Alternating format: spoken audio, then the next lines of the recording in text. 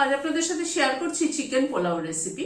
Chicken pulao এমন একটা recipe যেটা রান্না করলেই কিন্তু খাওয়া হয়ে যায়। আলাদা করে ডাল ভাত মাছ তরকারি রান্না করার দরকার হয় না।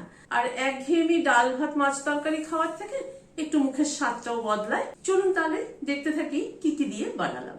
400 গ্রাম মতো চিকেন নিয়েছি, হাফ চামচ রসুন বাটা দিয়ে দিলাম, হাফ চামচ আদা বাটা দিলাম, একটা কাঁচা লঙ্কা কুচি করে নিয়েছি সেটা দিয়ে দিলাম, টক দই দিচ্ছি 2 চামচ, নুন দিলাম, ধনের গুঁড়ো দিলাম উঁচু উঁচু 1 চামচ, কাশ্মীরি রেড চিলি দিলাম অল্প একটু, হলুদ দিলাম পরিমাণ মতো, মেখে নিচ্ছি। একটু হোয়াইট অয়েল দিয়ে দিচ্ছি। চিকেনটাকে ম্যারিনেট করে হাফ অ্যান আওয়ার মতো রেখে দিচ্ছি। 200 গ্রাম বাসমতি চাল ধুয়ে ঘন্টাখানেক মতো ভিজিয়ে রেখেছিলাম, তারপরে স্ট্রেনারে দিয়ে জলটা ঝরিয়ে নিয়েছি। হোয়াইট অয়েল দিচ্ছি, হাফ চামচ ঘি দিয়ে দিলাম। এখানে কিছু গোটা গরম মশলা নিলাম ফোড়নের জন্য, 2টো তেজপাতা, 8-10টা গোলমরিচ, একটা বড় এলাচের দানা, 3টে লবঙ্গ, 2টো এলাচ আর একটা দারচিনি, সবগুলোকে ফোড়নে দিয়ে দিলাম। গ্যাসের ফ্লেমটাকে কম রেখে ফোড়নটাকে ধীরে ধীরে ক্র্যাক করিয়ে নেব।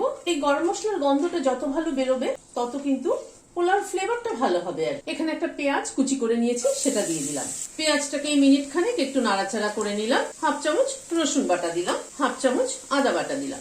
আদা রসুনটাকে এই মিনিট খানেক একটু আবার নাড়াচাড়া করে নিলাম। এবার চিকেনটাকে দিয়ে দিচ্ছি। চিকেনটাকে একটু ঢেকে দিচ্ছি। চিকেনটা ধীরে ধীরে কুক হোক। গ্যাসের ফ্লেমটাকে মিডিয়ামে রাখলাম। চিকেনটাকে আমি পাশের গ্যাসে ট্রান্সফার করে এই গ্যাসে একটা তড়কা প্যান বসালাম। হোয়াইট অয়েল, এখানে একটা পেঁয়াজ কেটে নিয়েছি, পেঁয়াজটা ছেড়ে দিচ্ছি।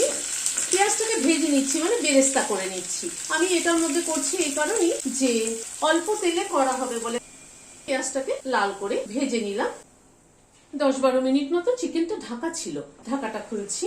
মাঝে নেড়ে দিয়েছিলাম আমি। চিকেনটা খুব ভালো মতো কষানো হয়ে এসছে। এবার চালটা দিয়ে দিচ্ছি, চিকেনের সাথে একটু নাড়াচাড়া করে নিচ্ছি। চালটাকে একটুখানি ভেজে নেবো, চিকেন এবং মশলা সবকিছুর সাথে।